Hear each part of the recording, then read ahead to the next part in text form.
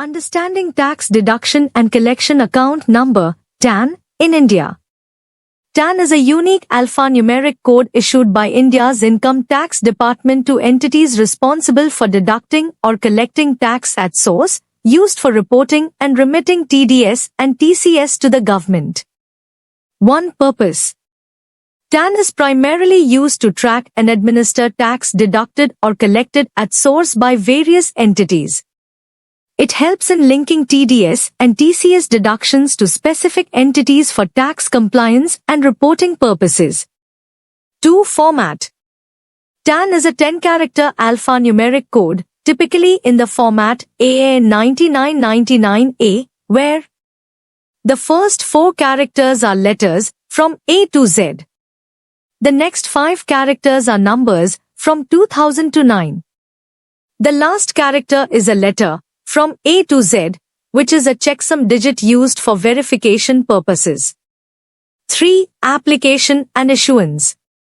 Entities required to deduct or collect tax at source, such as employers, companies, government departments, banks, and other entities, need to apply for TAN through Form 49B. TAN applications can be submitted online through the Income Tax Department's website or offline through authorized TIN facilitation centers. Upon verification of the application and supporting documents, the Income Tax Department issues a unique TAN to the entity. 4. Importance. TAN is mandatory for entities responsible for deducting or collecting tax at source on various transactions. It is used to identify and track TDS and TCS deductions made by the entity.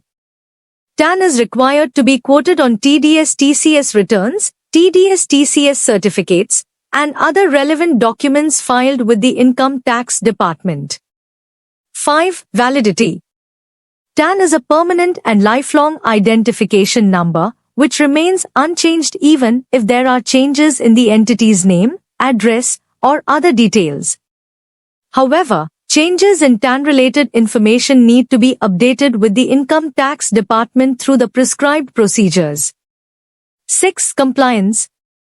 Entities with TAN are required to deduct or collect tax at source as per the applicable rates and rules prescribed under the Income Tax Act.